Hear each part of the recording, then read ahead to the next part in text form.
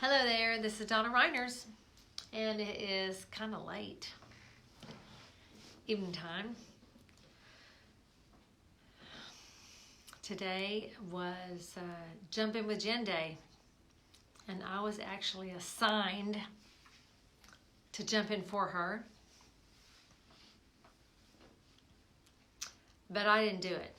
I had some things going on, and there were some things happening inside my heart, and I just needed to wait.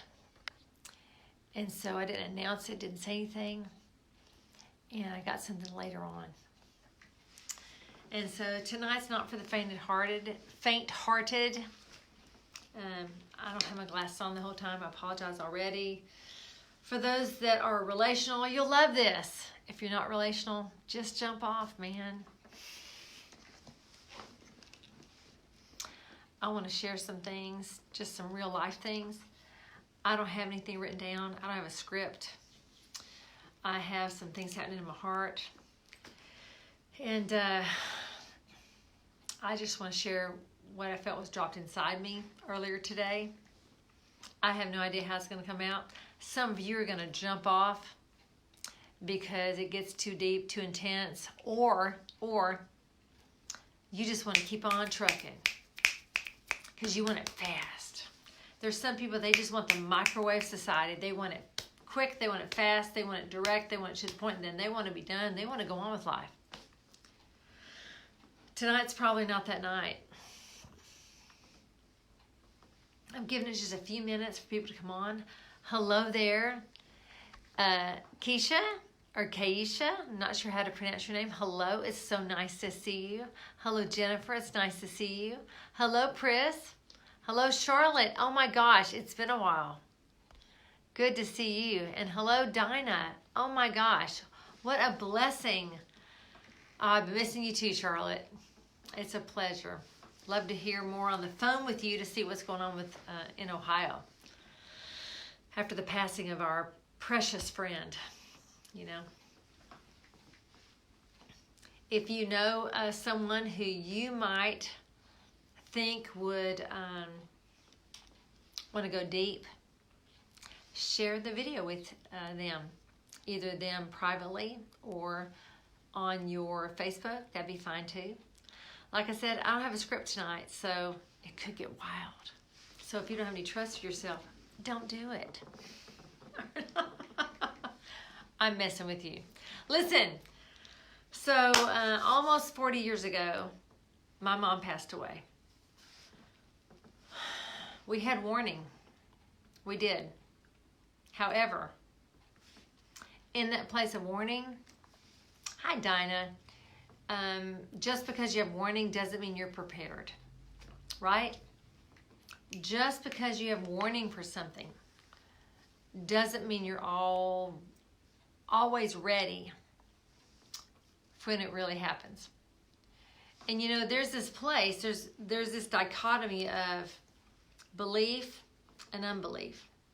There's this belief and this trust for those that live from a place of faith, that we believe God can do anything.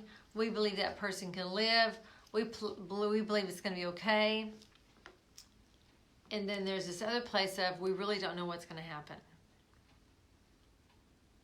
We don't know how to believe for life or not life. Or we're believing so hard for life, and then if it doesn't happen, we're devastated and we don't know what we did wrong.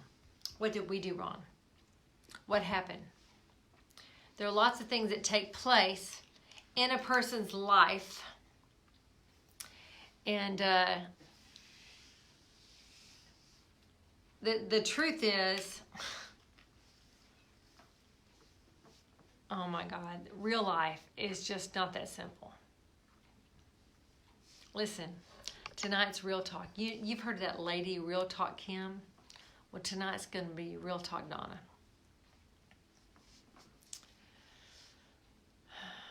You just don't always know what's coming. And we didn't know. When my mom passed, I was 18. That was literally almost 40 years ago. I will be 57 next month. Guess what? My mom was 57 when she passed. Do you know that I grew up and on the inside I never thought I would live past I was 30? Literally, I never thought I'd live past I was 30. And when I passed 30, I said, wow, how did I get there? I didn't even understand it. And then the next goal on the inside was to die before I was 57 because, you know, Mom died at 57, so I need to die at 57 too. Does that make sense? It may not make sense to some of you, but then there are others of you that are going, yeah, that makes sense. You know, the next 3 months, we're already in October, November, December. And if this video stays around for a while, just FYI, it's 2019. These 3 months are the highest times of suicide, the highest times of death, intentional death, the highest times. September, from what I understand, is Suicide Watch Month. So, because the last 3 months of the year are a time when more people commit suicide. Now, what I'm going to share with you has nothing to do with suicide.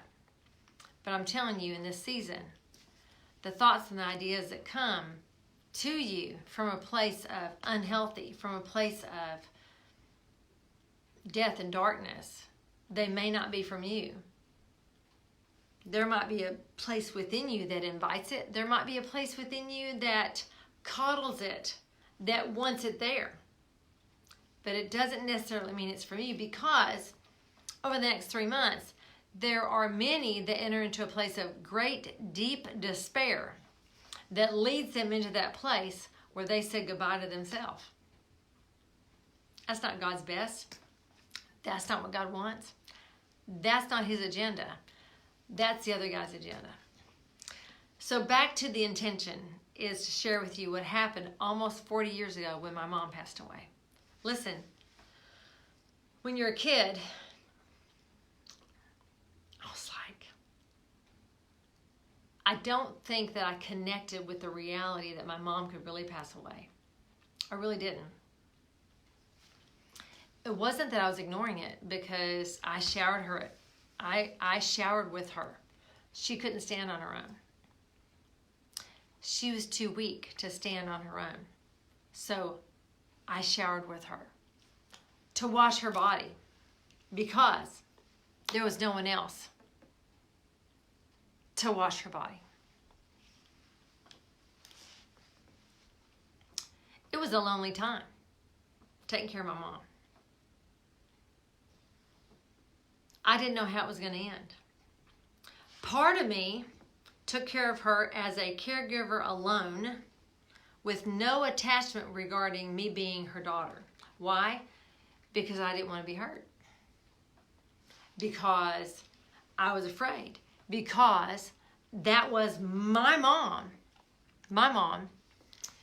and she was my best friend.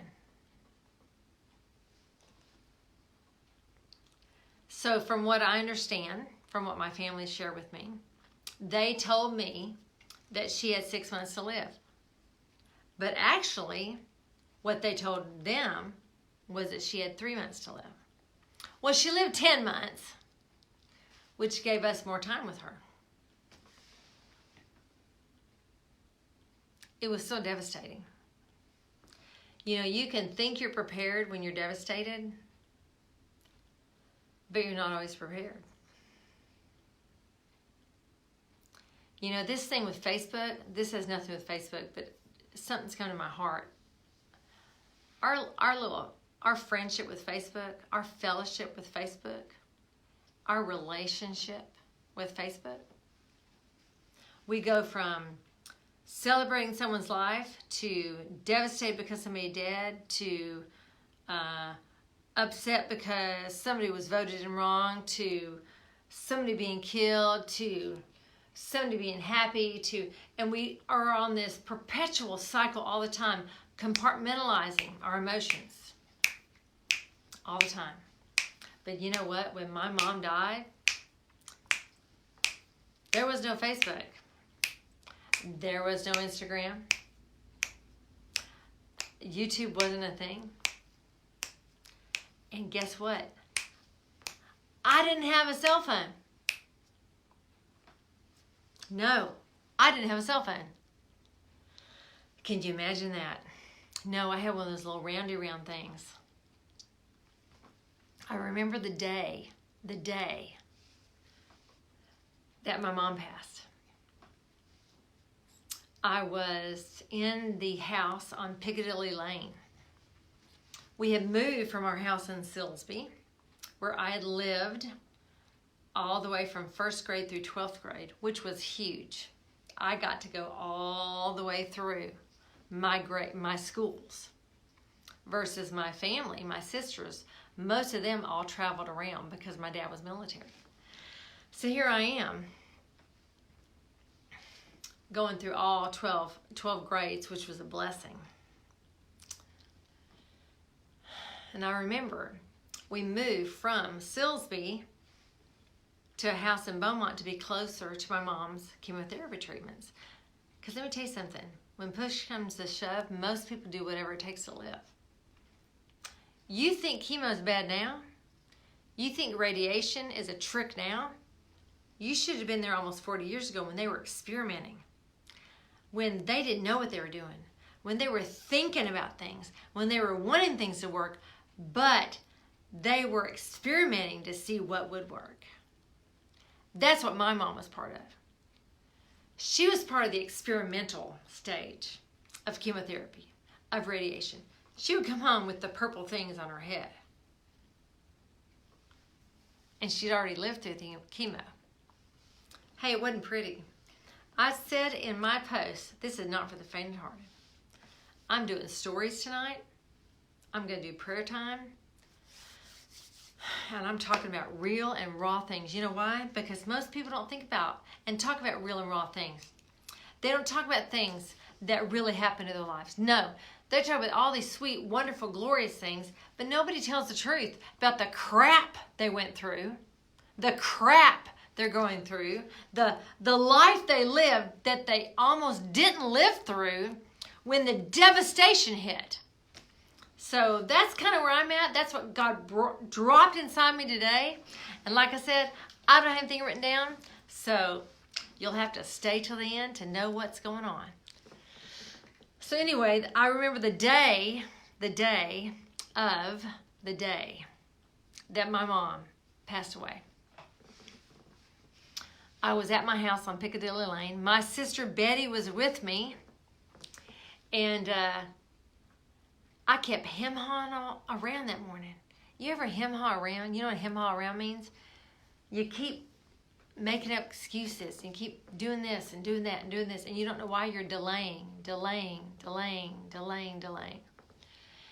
And then we get a call on the roundy round. And my sister tells me that Mom has passed away. And I'm like, are you kidding me? That can't be. Because inside of me, I was pretty much in denial that that was going to happen. Why? Because she was my best friend. And you know, I'll be 57 next month. She died when she was 57. Can I just tell you? She's still the best friend I've ever had. And I only had 17 years with her, 18 years. She's still the best friend I ever had. Isn't that funny? Almost 40 years later, my testimony is, my mom was the best friend I ever had. There's no contest, hands down. Intense, huh? Anyhow. My sister Sandy was with her, and my sister Mary Ann. I was with my sister Mary Ann, who passed away some years back, within the last 8 years. I was with her holding her hand when she passed away. You know, when you're young, and you lose so young, it's hard to get close to people. It's hard to love people because you're so afraid deep inside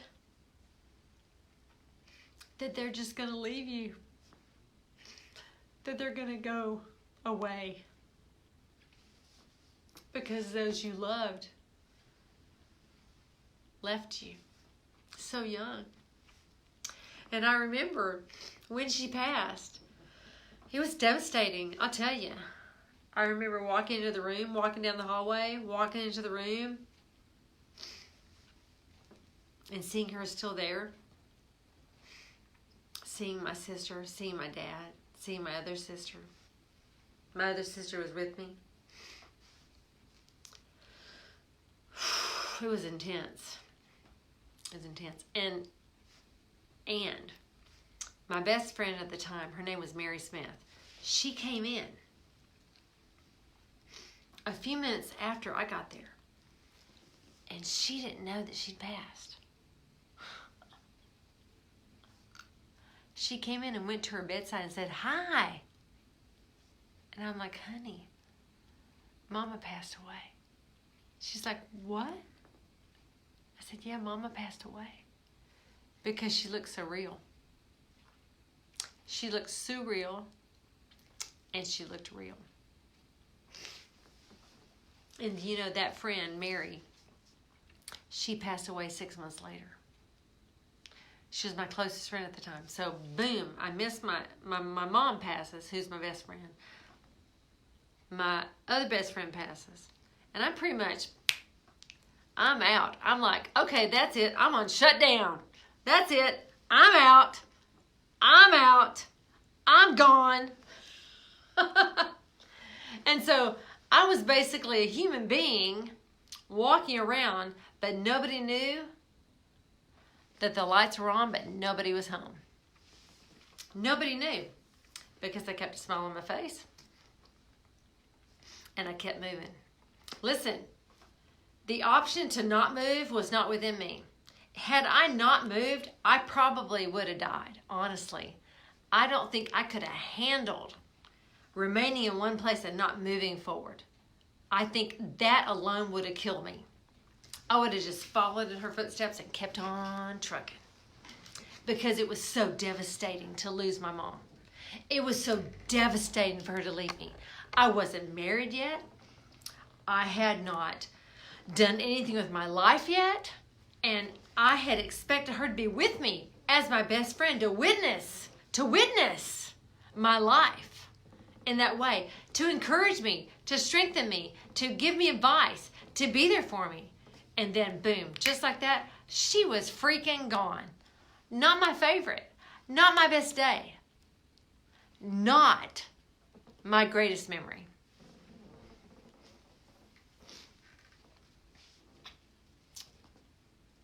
No, not my greatest memory.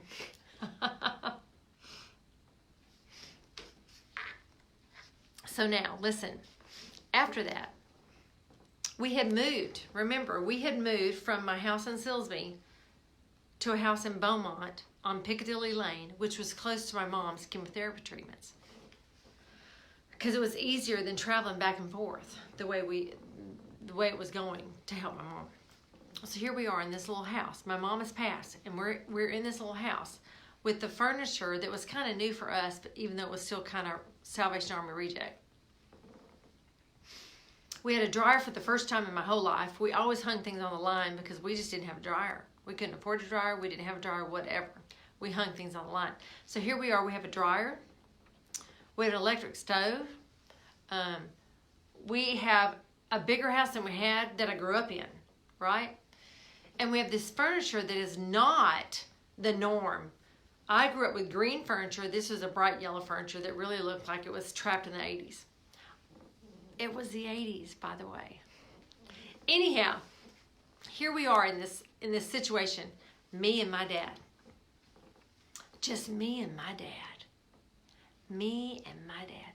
My dad, whom I did not really have a relationship with. Why? Because he worked all day long. He was gone from 6 in the morning till 5 at night. How do you have a relationship with someone who's never home? I don't know that he didn't want to have a relationship, But I don't think he knew how to have a relationship. He worked all the time. He was in the military 30 years before us even moving to Silsbee, where I grew up. And then he worked for the sawmill 12 years. And then Mom died. What was he going to do with his life? Listen, my dad went on shutdown. My dad went on, I'm not home anymore. And my lights aren't even on. And so here I was living with my dad after my mom passed away. And here we are in the same house, and we are perfect strangers. We do not know each other from Adam. Why? Because he was gone all the time. Listen, I am not advocating that men stay home and not work. I'm not advocating anything of that at all. I'm just telling you, when you're gone all day long, you have to have intentional time with your kids or they will never know you. They will not know you. And unless they come to know God and they understand the love of God and they get the kingdom message to know their families and to understand what's going on, honey, you will not even know your kids. And they will not know you when you are older. They will not know you when they are older, and you will be by yourself because there will be no relationship with them. So here I am living with my dad after my mom dies. My dad has no clue what to do with me. My dad is confused. My dad has no relationship with me. My dad is lost as a goose because he had been married to my mom for 36 years. And he did not know what to do with me. He had no comfort for me. He had no strength for me. He had no direction for me. He had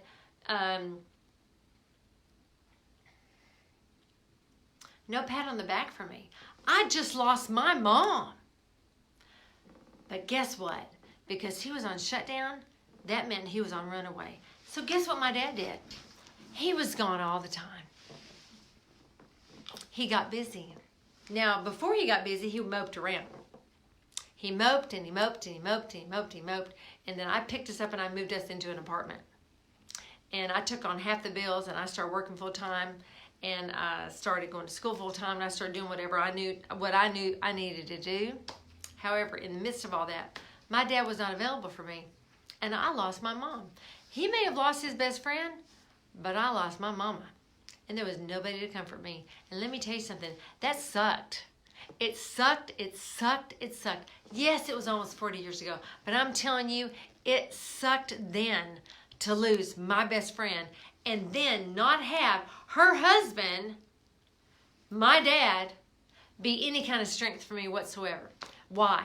Because he was too busy running away. Let me tell you what my dad did. Let me just get raw and real. My dad's been dead for a while. He's in heaven now, so he's watching this going, yeah, that's what I did. Tell you something what my dad did. He got busy. He was busy all the time, and he ran away from dealing with his pain. And guess what? He ran, and he ran, and he ran, and he ran, and he ran. And he got busy, and he got busy. And after he finished moping, he got busy. But guess what? Shutdown moping is the same thing as run away. There is no difference between running away and shutting down. They're the same exact emotion. They're just demonstrated in two different ways. So being busy and on the road and doing what he was doing, which included him starting to date, which guess what? He dated people that only wanted something from him. Why? Because he was incomplete. He missed the woman. Listen, you cannot be married for 36 years and then, woo, I'm up and ready to roll. Oh, yeah, I'm good. That's bullcorn. Bullcorn. Guess what my dad was doing? He was going to fill up inside of him what was gone from him because he didn't know what else to do. He did not reach into God. He didn't know how to reach into God. No, he had no clue how to reach into God. He ran and he ran and he ran and he ran. And guess what that meant for me? I didn't have a dad to comfort me, to strengthen me, to be my friend, to be there for me, to give me any kind of advice, any kind of wisdom. And I'm sorry, I know he lost his wife, but guess what? He should have been present for me. He should have been present and accounted for and been some type of strength for his family. But he could not because he was wrapped up in his own pain. I'm not telling you he shouldn't have had pain. I'm not telling you that. But at some point in time in the midst of your pain, if you're not available for anybody else, you're going to die in your pain. You're going to die in it. And who is that going to help? Nobody. It's not helpful for anybody. I know those of you who clued in, you're waiting for me to have some kind of kingdom message, and I'm going to have one. You have to wait till the end. So get your popcorn. I'm telling you, real life is like this, guys. Real life is not the microwave society. Real life is not, woo, yeah, it's all great. That's bullcorn. My dad ran away from himself. He ran away from me. He ran away from my sisters. Why? He didn't know what to do with himself. He acted like he had it together, but he didn't. And let me tell you something what happened. I won't give too many specifics because those people are still alive. But I'm telling you, my dad started to date somebody. And I had red flags all over it. I mean strong red flags. But you know what? He wouldn't listen to me. Why would he listen to me? His daughter. Why would he listen to his daughter? Seriously. But he listened to a woman who he had no relationship with. He'd known less than a year or two. But he wouldn't listen to me who had his back. Even though he didn't have my back, I had his back.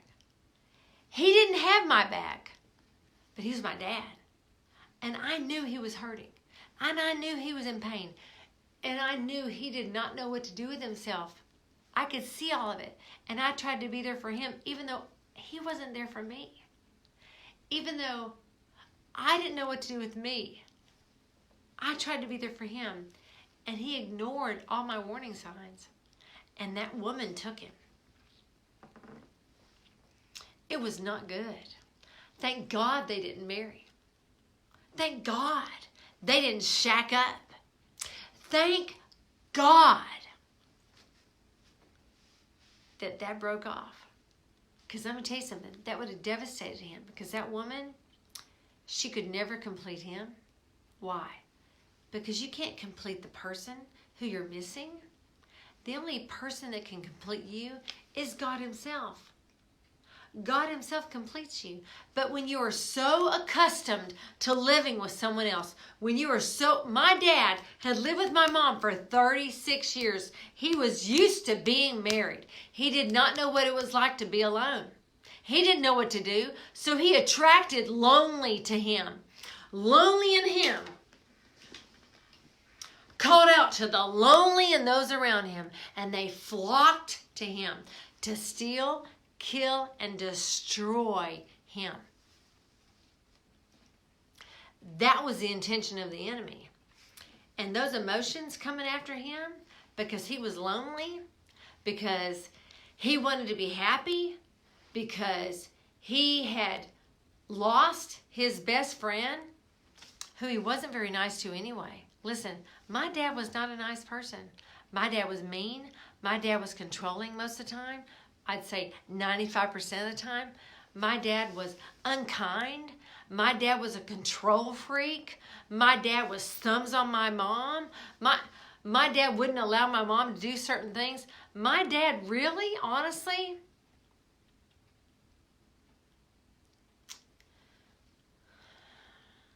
he's not the kind of person you would want to marry. But they stayed married 36 years. And honestly, oh my goodness, I'm really telling some truth here. God help us all. My mom told me that every time she went to leave my dad because he was unkind, he was verbally abusive, he was not a good provider, he was mean, that every time she would get ready to leave him, she would get pregnant.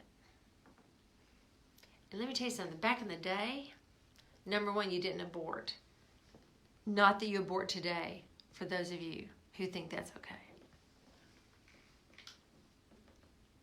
But back in the day, women didn't have many choices. He was already in a place that in life, he used his funds in such a way that my mom had to dig in trash bins sometimes just to get food. Listen, that's intense.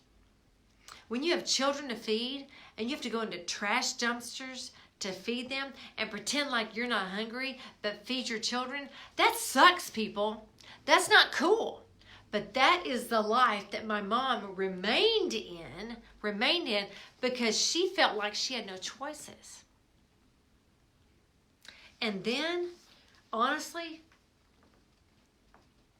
there weren't many choices. And so, making full circle back, I'm living with my dad. He has no clue who he is. He has no clue what he wants. He's trapped in trauma. He's on lockdown and shutdown and run away all at one time. He is either moping around the house doing nothing, or he's out running the roads, running away from the very thing he continues to mope in.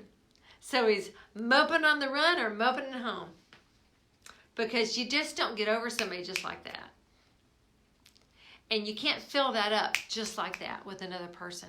That's not reality. It's not. The only person that can fill that place inside of you and complete you, literally, completely, listen, you're looking for fun, you're looking for life, you're looking to be happy. If you're looking to another person to be that, you're going to be disappointed. You're going to end up unhappy, and you might even end up marrying the same person who you're not married to anymore just because you're not healed from the very thing you were married to in the first place. My dad and my mom, it was not a match made in heaven. Absolutely not. Poverty married poverty. Control married the need to be controlled. And those people lived a life for a long time. Rejected, married arrogance. Lack, married entitlement. Listen, my mom did come to know the Lord. She did. She came through a very unconventional way to know God, but she did. She had a very deep relationship inside. She didn't talk about it, but inside she had a deep place. My dad, my Heavenly Father let me know one day, this is while my dad was still alive. I asked my Heavenly Dad about this. I'm like, what the heck about my dad? He smokes like a chimney. He cusses at me like I am nothing. He is always selfish, self-centered, self-serving. He's just still not a nice person. But my God reassured me. He knew him and he knew him well. He'd known him for a very long time. My God had known him for a very long time. My earthly dad only knew him so far, but he did know him. Isn't that eternal life? Knowing God? You may not even believe in God, but let me tell you something. The word says you came from God and you returned to God. Do you really think you came from a monkey? I mean, really? Really? I mean, if you really think about it, did you really come from a monkey? Seriously. Think about it. Just for a second. Do you really think you came from a monkey? Hey, no, you did not. You did not come from a monkey. You did not come from a Big Bang theory where everything just had these collisions and you appeared out of dust. That's a bunch of bullcrap too. Listen, you're from original design. What you do in your life, God's not a control freak. You get to choose. You do get to choose, but guess what? Somehow, some way, in the midst of all of this, somehow, some way, you came from God from the very beginning of the foundations of the world. And in that place, you made some choices already. And now you get to fulfill those choices. But God is for you, not against you. My God was for my dad, not against him. My God was for me, not against me. And when my dad faced not having my mom, it took him a while to turn to God. It took him literally almost 20 years to turn to a place where he filled that hole up inside of him where he missed his wife. He filled it up with God. And honestly, at the end of his days, he was 81.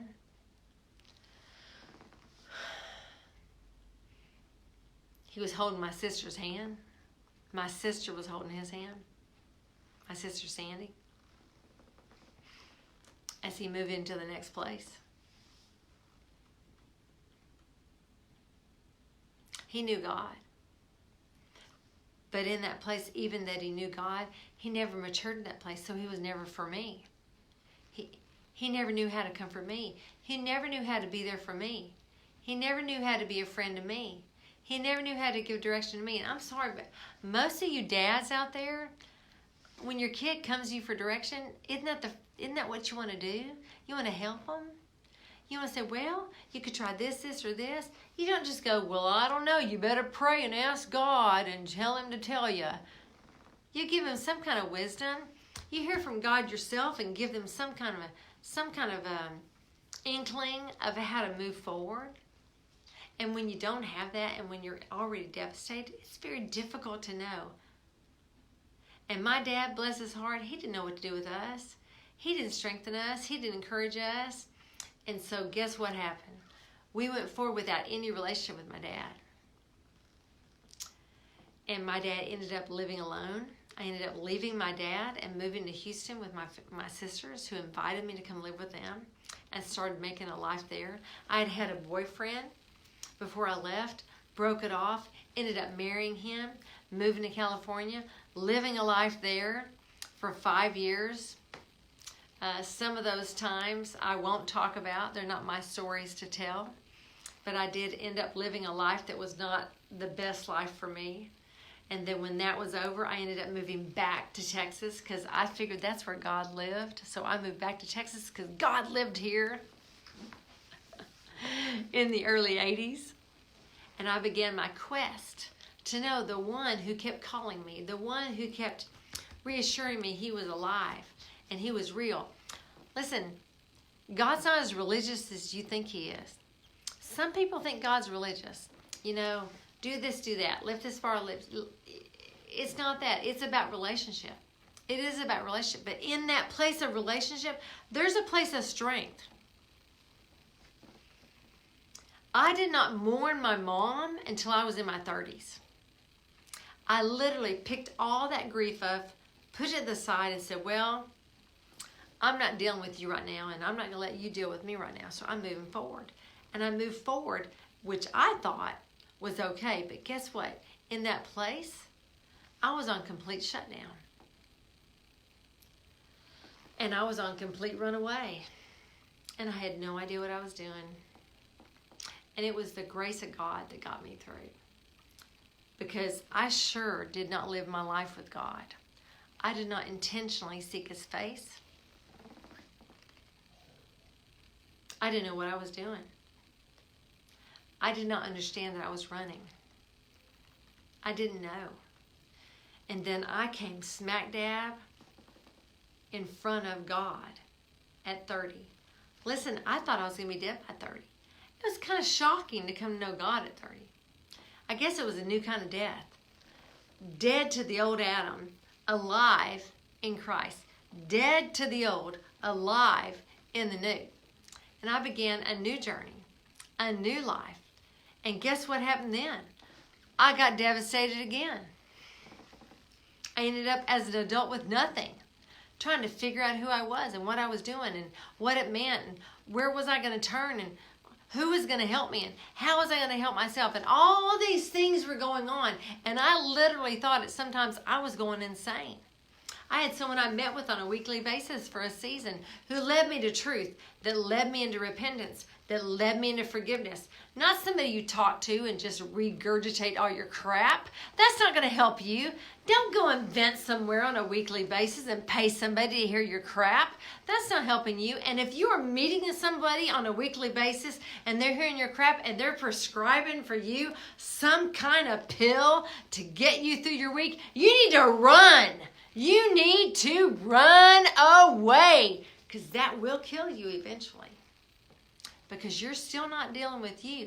You are still not coming into the truth of who lives inside of you, the calling that's on your life to know Him, to be known by Him, and what to do with all this grief and all this pain and all this mourning and all this sadness and all this loneliness.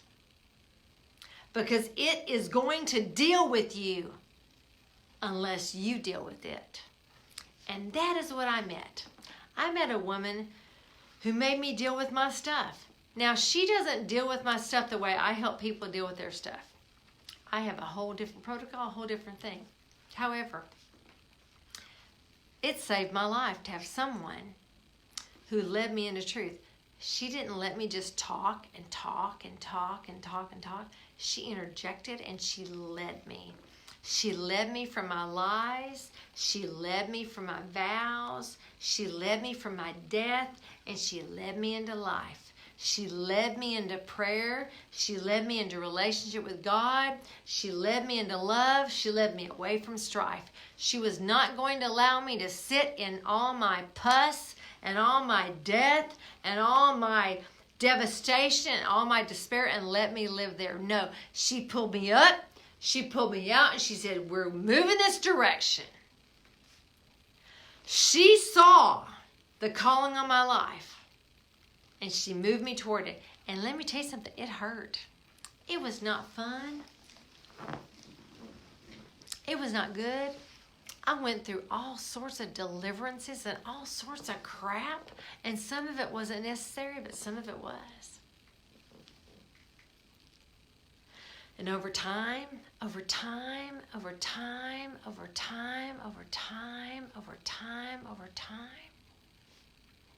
got to know me. Because do you know what I was doing those years that I ran away from grieving, and I ran away from mourning, and I ran away from my mom dying on me, and ran away from my dad not being there for me? Really, honestly, at the end of the day, I was running from me. I wasn't running from them. I was running from me. Listen, they were alive then. They're still alive now. I was running from me. Why? They weren't there for me. And I didn't know how to be there for me. That's what was really happening. Listen, this is deep. This is intense. And I don't have a script, so forgive me. But I'm telling you, the number one person we run from is ourselves. We run from being a success. We run from being a failure. We run from being good enough. We run from being too good. We run from being entitled to have whatever we want. And we run from being not entitled to have anything at all. We run. We run. Why? Because we're afraid to grow up. We're afraid to mature. We're afraid to really see what lives on the inside of us. We're afraid that we could be successful. We're afraid that we could be powerful. We're afraid that we could put a mark on this planet. We're afraid that we can do what nobody else can do. We are afraid that we can lead. We're afraid. And this is the thing.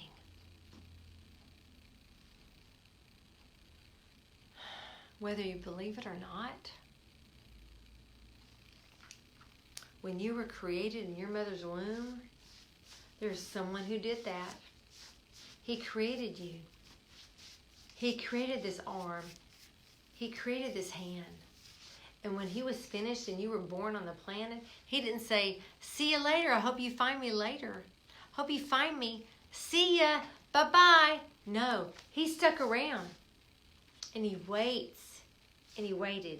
And he waits. And he waited. And he waits for that day when you bump into him and go, wait, wait. Ho, ho, ho, ho, ho, ho. Wait. Do I know you? You feel familiar. Did I come from you? You must be my Father. You must be my Creator. That's what he waits for. And when you get here, people, when you get here, that's when the journey begins. When you realize you've always been.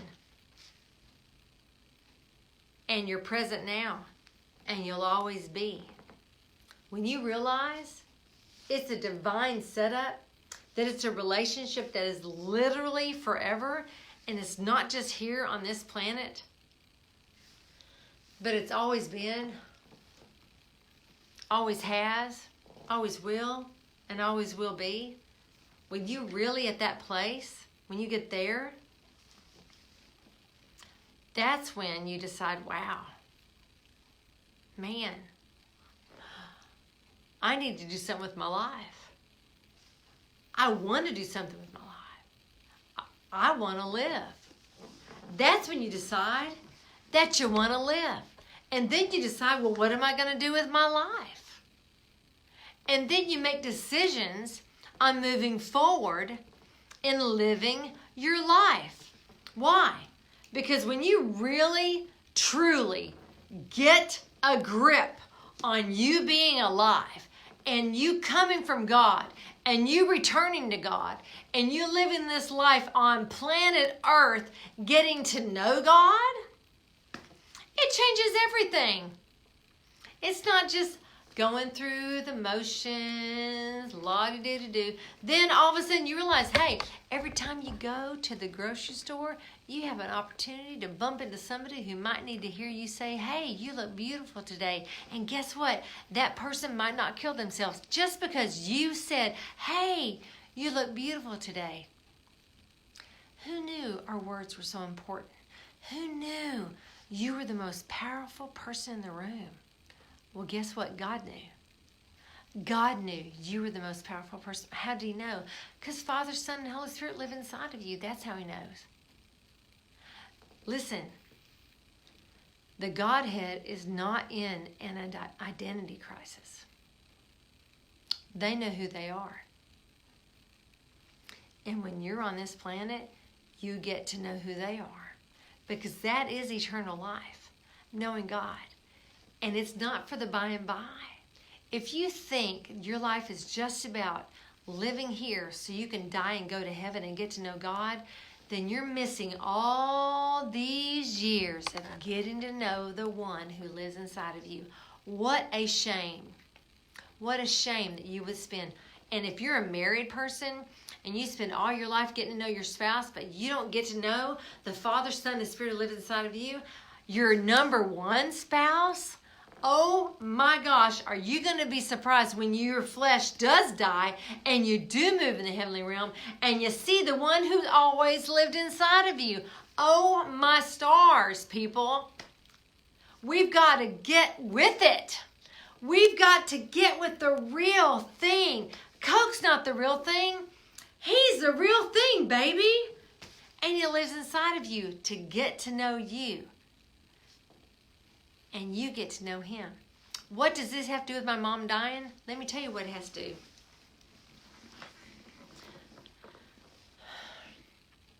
That was the most devastating thing that ever happened to me, was my mom's death. Now, I'll be 57 next month. She died when I was 18. She literally was my best friend. There has never been another friend that came close to the friendship my mom had with me. Now, was that because I was so young? Maybe. But when I look at it from a different perspective, honestly, my mom just didn't condemn me. She was kind. She loved me. She encouraged me. She strengthened me. She straightened me out when I needed to be straightened out. She told me the truth when I was believing lies. She corrected me when I needed to be corrected. She was harsh sometimes. But in that place, she kept it real.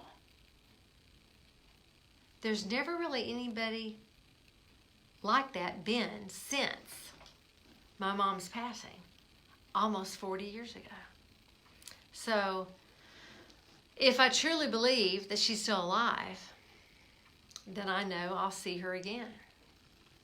And honestly, wow. Let's see, if you've stayed on here this long, for those of you who have stayed, I will give you a little secret. Are you ready? Give me a heart if you're ready. Just kidding. You don't have to give me a heart. I don't have any glasses. I have no idea. There may be nobody watching. But let me tell you something. Okay, so if you're with me this long, I'm going to give you something. This is the thing. Not that long ago, I don't know if any of you knew Pastor Lenny, but I loved Pastor Lenny. He was very kind to me, and he was there for me at times when other people were not there for me. He encouraged me in things that other people really just didn't encourage me in, and encouraged me early on when he didn't know. And a few weeks ago, I had what I call an encounter. Now, you might think that it was a dream, but I was awake. I was awake. And I walked into this room while I was awake. And over here was Jesus. And there were his friends. And I knew inside of me there were people I'd never met, yet I had met. I didn't know, yet I knew. I read about, yet I didn't know the depth of them. They were there. The matriarchs, the patriarchs. There were people there that I'd read about. I was like, wow. I'm in this room. I'm sitting. I come and sit on this side of the table. Long table. And in front of me, guess who's there? My mom and my dad. And Pastor Bob and Pastor Lenny. And the four of them are laughing their butts off. They are laughing and laughing and laughing. They're telling stories. They're telling jokes. They are just enjoying themselves. And I feel it. I feel their jokes. I feel their laughter. I feel their joy. I feel their presence. And I realize this is happening. What the hey? Things they don't teach you in Bible school, right? It's happening. I'm like, oh my goodness. Now, listen, I could turn left, walk down this area, and gotten to see Jesus. But you know what? He lives inside me. I'm good. You know what I did? I had not seen my mom since I was 18. I went and I sat in my mom's lap, and I felt her arms around me, and I smelled her perfume, which was called Heaven Sent, by the way. They still make it. I smelled her. I felt her presence. I felt her joy. Her and Dad were laughing and talking and telling jokes with Pastor Bob and Pastor Lenny. And they were all just having such a good time. And all of a sudden, I was literally in the midst of it. I was in the midst of my mom, who was my best friend, my dad, who I didn't know really on earth, except that I didn't get to tell you. The last few years of our lives together, I did get to know him, and he got to know me, and he got to know Jesus in a stronger way. So much so that when he did die, he was looking forward to going to the heavenly realm. Very, very powerful testimony. And Pastor Bob, who I'd had an encounter with the year before, and Pastor Lenny, who had just passed away a few days before. Here they all are, some of my literal favorite people in the whole world. I cannot tell you how healing it was for me.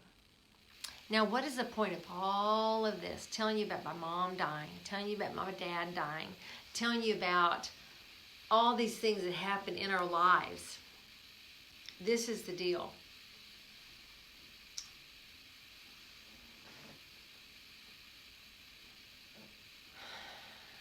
You have to choose what to do with you in the middle of everything going on with your life. You have to choose. Nobody can do it for you. Now, people can help you. You know, I help people all the time. I attempt to help people make new choices.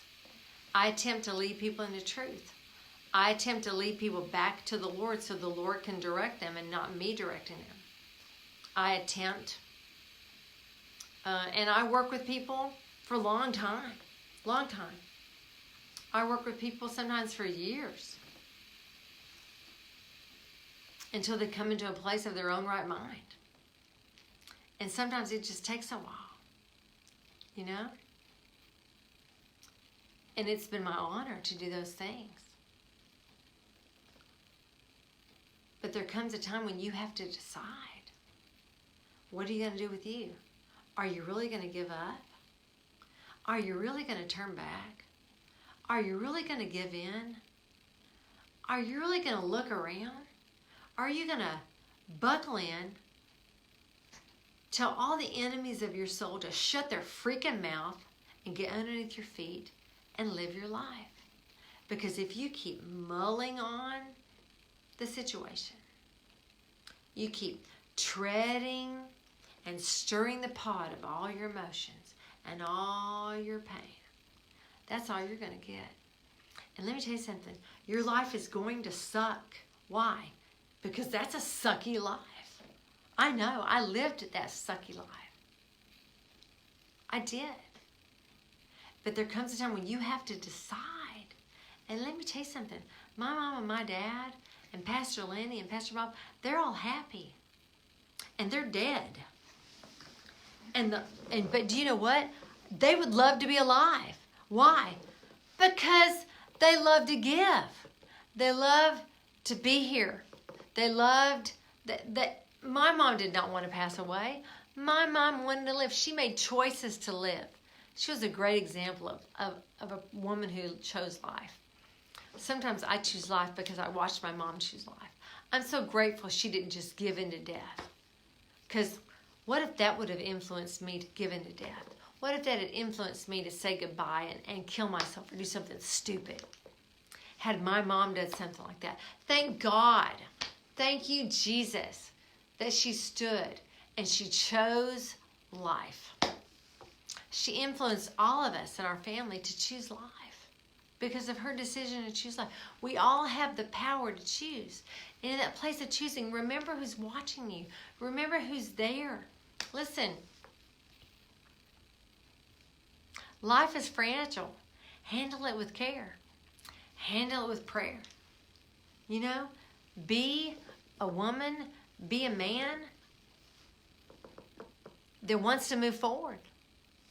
Don't just settle into your emotions and let your emotions kill, steal, and destroy you. Don't let it happen. And listen, if you're sick with a sickness, or you're sick with a disease, or you're sick with something physically that's kicking your butt, you tell that crap to shut up. Make some kind of noise. And don't go down softly. Don't be taken under willingly, just thinking willy-nilly that it must be the Lord's will. Heck no, it's not the Lord's will. You can put up a fuss. It's all right that you put up a fuss. It's all right that you choose life in the midst of all these circumstances and all these situations and all these identifiers and all these people that want to choose death. Don't do it. Choose life instead. Choose life instead. Listen, I know tonight's been long. I don't even begin to apologize. I knew the Lord wanted me to share with you what happened when my mom died and how my dad was not there for me and how devastating it was. And over time, I learned to live life. I learned to walk out life. I learned to make decisions in agreement with life and living. Because let me tell you something, if you remain stuck in emotions, if you remain stuck in trauma, if you remain stuck in the past, it will do nothing but create death for you. It will do nothing but lead you to a place of death. And let me tell you something, death will not respond to you. It is life that you want. Jesus will respond to you. Life will respond to you. Love will respond to you. It is love. You know that song? All you need is love. Dun, dun, dun, dun. All you need is love. Love. Love is all you need. It sounds like such a lame song. But isn't that the truth? Isn't that at the end of the day what all of us want? Isn't that what you want? You want to be loved? Sure, you want this fixed, you want that fixed, but at the end of the day, if none of that was there, you would just want to be loved. That's all of us want. And when my dad was not available for me, it was because he missed the love of his life and he didn't know how to love me. He didn't know how to love him. So I've been on this journey all these years, learning how to love me. I was so devastated with my mom passing. The one person who loved me, the one person who accepted me, the one person who was for me, the one person who had a strategy for me, the one person that no matter what anybody said to me, she was always there to encourage me and strengthen me and lead me into a way where I wouldn't feel like crap. And when she was gone, it was just all about being devastated, all about being rejected. And so that's all I got. Until I realized that's not her will for me. That's not God's will for me. That's not my dad's will for me. And I've got to make some changes. I got to make some new decisions. And listen, it's never too late to make a new decision for you, for your spouse, with your spouse, if you have a spouse, for your kids, for your family, and if you don't have a family, then you have a spiritual family. That you may not even think they're your family, but they may look to you. That old person that you meet every Tuesday at bingo, they look for you. That old person that you see at the dinner table that you've been assigned to, that you just hate being assigned to because that's all you get to do, they look to you. They look for you. Listen, you're important. You're significant. You matter. You have value. But guess what? You have to see it in you. You have to see your value. You have to see your significance. I'm telling you, I want you to go to the mirror and I want you to tell yourself that you're all that in a bag of chips. Because Father, Son, and Holy Spirit, all three live inside of you. You're not crap. You're not less than. You're not nothing. Your feelings may want you to feel like nothing. Your feelings might lead you into nothing. Your feelings might lead you into a whole bunch of false belief systems about you and about other people. Your feelings might lead you into a whole bunch of action plans about you and other people that are not from God. Those things are not your truth. The absolute is you, my friend, came from God, live in God, whether you feel Him or not, and you return to God. Ecclesiastes. You, my friend, came from God at the foundation of the world. Ephesians. There are some things you need to understand about you so that you can stand up in you and be the most powerful person in the room. Not the most arrogant person in the room. Not the most unforgettable person in the room. Not the one that has everything that nobody else has, person in the room. No. Just the most powerful person in the room. Because Father, Son, and Holy Spirit live inside of you. In your room, they live. Why? Because you're important. Because you're significant. Because there's nobody like you. I want you to know that you matter. You've got to know you matter. You've got to know your life matters. You've got to know that the decisions you make matter. They matter. They matter. They matter. Listen, I know it's late night with Donna. I get it. Dive in deep. I get it. But listen to me. You matter. You matter. You need to go to bed tonight thinking, believing, receiving, understanding, have a revelation in, have an inspiration in, have an understanding in that you matter. You need to get that deep inside of you. So when you wake up, you matter. You matter. You matter. Because if you don't matter, you will do diddly squat with your life. If you don't matter, you won't move forward. If you don't matter, you won't take action. If you don't matter, you'll think you're nothing. And you being nothing is the farthest from the truth you could ever be.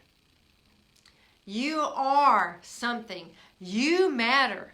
You're important. You're significant. You matter. You're important. You're significant. You matter. And listen, the person to your left matters. The person to your right matters. The person in front of you matters. The person behind you matters. All these people matter. They matter. It's not just about you, but you matter. You matter enough for you to be able to make a new decision about how you see you. Compassion for you. Relationship with you. Forgiveness for you. Kindness toward you. Self-esteem toward you.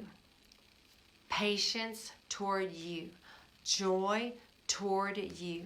Self-control in you. These are all things. These are all powerful things for you to exercise because you matter, because you're important, because you're alive, because you're significant, because there's nobody like you. You are the most powerful person in the room. And so listen, when I went through what I went through regarding losing my mom, and then later in life losing my dad, also losing a best friend early on, when I did come to a place where it was time to grieve, because I did not grieve for 12 years, when I did decide to grieve, I want to tell you about how I grieved. Listen. You can shout me down and think I'm crazy. But I grieved with music. I grieved dancing my butt off at church. I grieved dancing my butt off in the living room. I grieved dancing outside. I grieved laughing and crying. I grieved praising God. I grieved and I mourned and I literally thought I was gonna die. But I did it with God. I didn't do it without Him. And let me tell you something. Let me tell you the difference between you doing something with God and you doing something without God. When you do something, first of all, without God, you remain in all that mire and all that junk and all that pain and all that despair and all that depression and all that low self-esteem and all that lonely and all that lost and vulnerable and all those grudges and all that resentment and all that bitterness and all that envy and all that paranoia and all that jealousy and all that. You remain there. But when you grieve with God, when you grieve with God and not without God, when you grieve with God, you might feel low self-esteem. And you might feel like you are the scum of the earth, and you might feel lost and vulnerable, and you might feel lonely, and you might be bitter, and you might be resentment, and you might feel so dark and so forsaken and so abandoned and so empty and so like you want to die.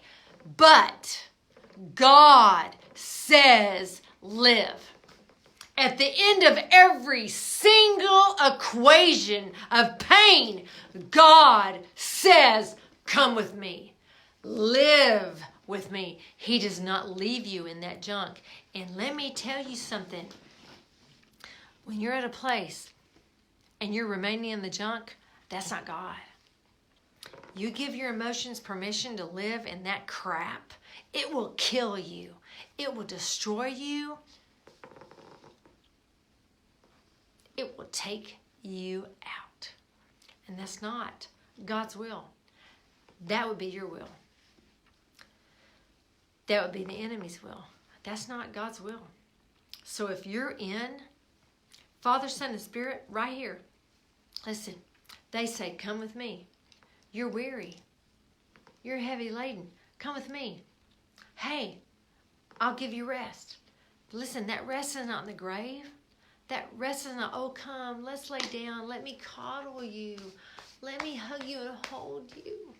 Oh, let me take your death and let me just rub and smear myself all over your death so you feel good in your death. Hey, no.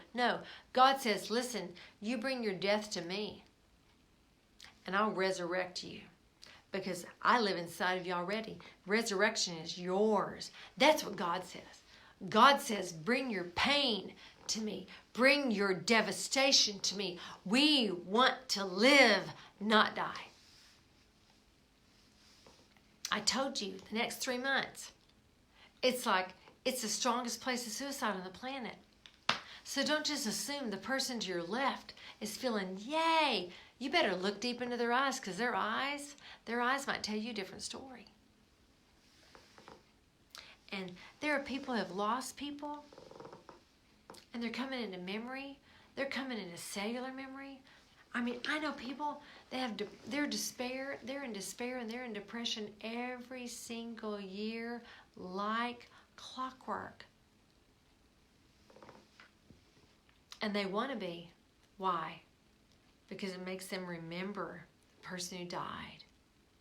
So, they remain devastated. They get close to being happy, and then cellular memory kicks in, and they go on this spiral down for several months, and then they pull themselves up, and they get happy, and they spiral down, and they stay there several months, and then they come back up. They try to get happy, and they never can get free. Why? Because it's trapped inside their physical body. Mourning and grieving and sadness and loneliness and devastation trapped inside their organs. And they're forcing themselves. They force themselves to move forward. And it's like striving, and it's like painful, and it's like hurt. Because it's in the cellular memory. Listen, I know. I had something like that with confusion regarding my dad. I had confusion on me 30-something years. And then I was able to identify it, and I'm very, very thankful for that. Because it literally was not my emotion. It was his emotion. It wasn't even my emotion. And I got to get delivered from that emotion, from that frequency, from this thing that was inside me that was never from God, and it wasn't from anybody else. It was literally from my dad. And I didn't even know it was there. And I knew the difference. The next day I woke up clear-minded. Listen, it's in the fruit. It's in the fruit. It's in the fruit. Don't say you're free when you're not free. And yet, I'm not saying, continue to say I'm not free, I'm not free, I'm not free. And I'm not saying, okay, back up. Listen. There's some things we don't feel, but we say them anyway because we know they're truth. And absolute truth trumps our emotions. Do you hear me? However, there's a place where you know that you know that you know that you know. If you're going through it 5, 10, 15, 20 years, something's amiss. Maybe you need some help. Don't lie to yourself thinking, oh yeah, I'm good. When actually on the inside, you're in complete despair and complete devastation and complete pain and always wanting to hurt yourself. If that's going on, you need some help. Don't just keep going through the motions and pretending like everything's okay. It's not okay. That's just dumb. That's you setting yourself up for something that's not cool. And it's impacting your entire environment. It's impacting your entire world. Listen, I have great compassion. I have great compassion for these kind of things. Because I understand. I know. I understand. I have great understanding for deep, deep, deep, deep, deep, deep pain. I have great compassion for deep, deep, deep, deep, deep pain. And some of it, when it's trapped inside your physical body and you can't get free, and you just pretend like you're free and you keep on going, ooh, I'm free. But on the inside, you're always paralyzed. You're always unhappy down here. That's something that needs to be addressed, and you need to get free. You need to get free. Listen, Jesus is amazing. He wants us, from our position in Him, to move into our freedom. Because what He has and who He has and what He has is available to all of us at all times. Because He's the smartest person we know. Jesus is the freest person we know. Listen, tonight was long, and it was about grieving. And I know I shared so much of my personal story. I know I went on to tell you things I've never shared publicly before.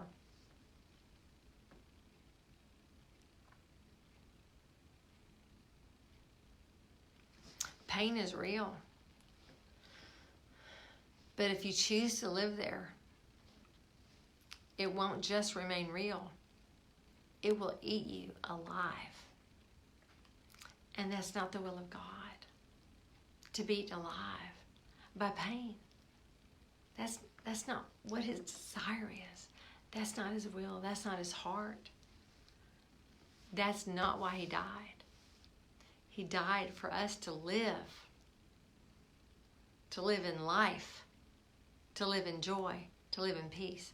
To live in revelation of the reality of this place where we can live from at all times.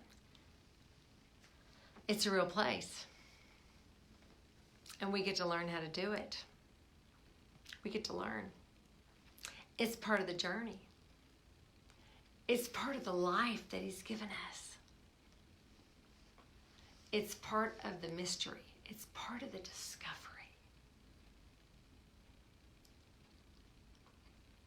It's part of what makes life interesting.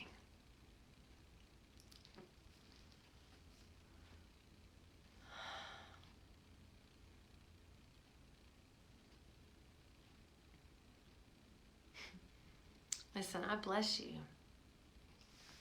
I'm going to pray for people that have experienced devastation.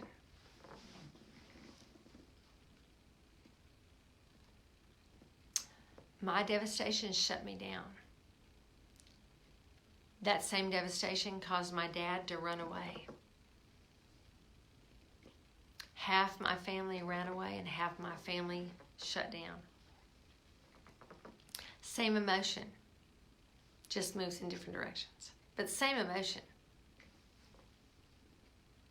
Every emotion has an extreme. But it's the same frequency. It just operates at different extremes. That's all.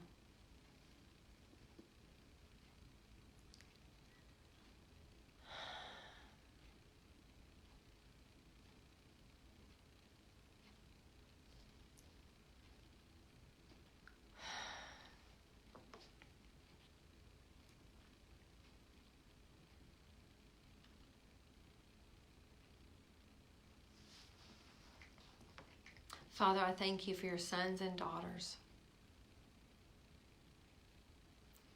I thank you for the callings on all our lives to know you, to be known by you.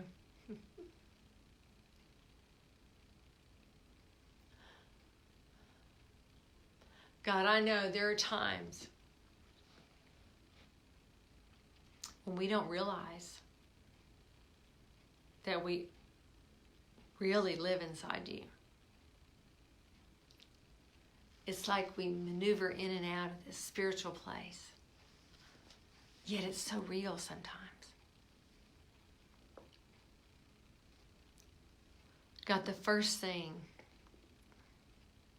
I release and decree is that this place in you would be real to every person. That there be a reality of your reality. That no matter what we face, no matter what we go through it with you. And we don't go through it outside of you. That we remain in a heavenly place with you as we pass through any shadow. Because you surely are our comforter. You surely are our strengthener. You surely are our peace. You surely are our joy. You surely are our comfort. You surely are our love. You surely are our kindness, our gentleness, our faithfulness, our self-control, our faith. You surely are real. Let your reality be made known to us, that we would walk with you through anything we pass through. With your wisdom, with your strength, with your words, with your ideas, with your life, with your love. Father, release your love into those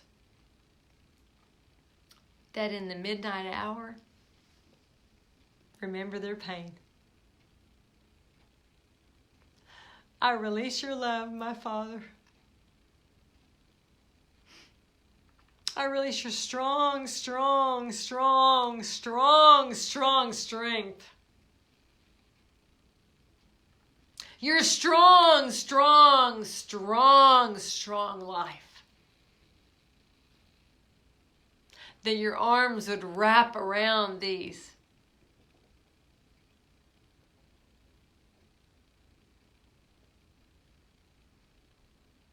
That feel the loss of their friends. And you would be so strong that it would all melt like wax. God, I pray that you'd love them so well.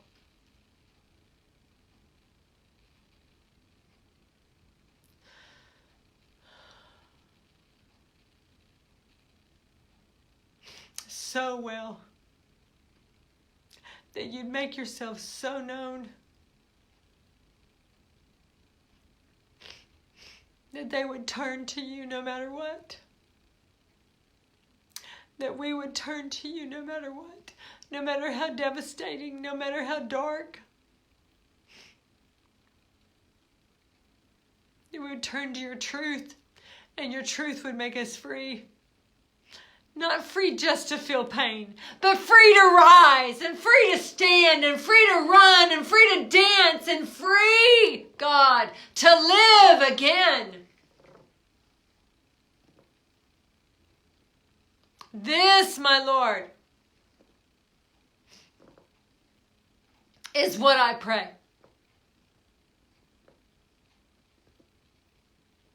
That devastation would not remain.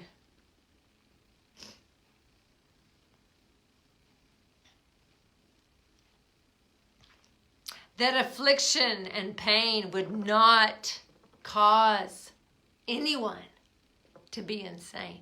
But instead, they would pick up the mantle of the mind of Christ, and they would remember the price, and they would enter in to the life, and they would do it with intention, and they would do it on purpose.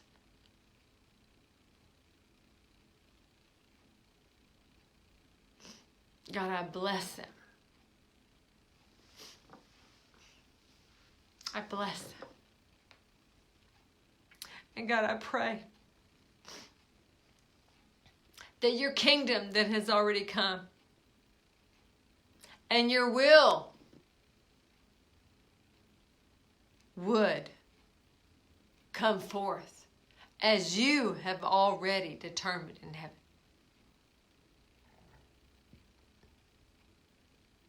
That every single person would see the reality of your life inside.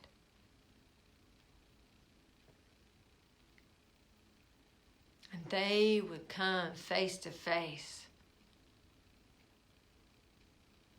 with the price. That they would see that they're the bride.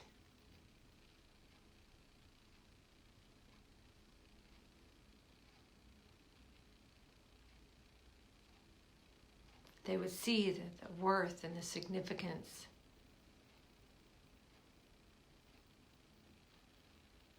that you've given them lives inside them.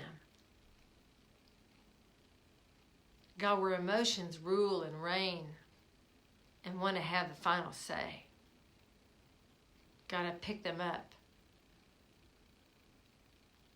I put them in the hands of Christ. And I pray that every person would say no, and they would turn away from the emotions that want to kill, steal, and destroy them in this day. That they would turn to life, and life would be for them. And they would look in the mirror, and they would see, and they would say that they're forgiven. That nothing would get in the way of them and their relationship in God. Nothing would get in the way of their life and the love. So I bless them, Lord, from my spirit alive in Christ.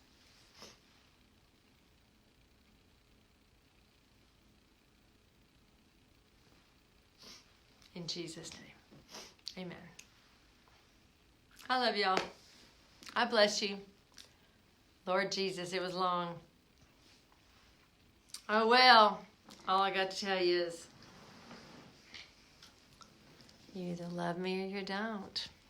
What the hey, right? We got to all just be who we are. It's just where I'm at. So I bless you this evening.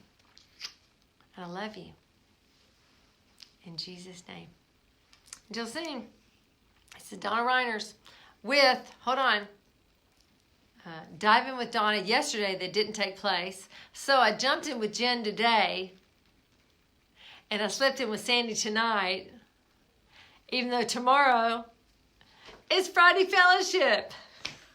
We'll probably do it on the run. Anyway, blessings. Until soon. Bye. Share with a friend if you're thinking to encourage somebody. They might need some popcorn there, though. It's a little long. Bye.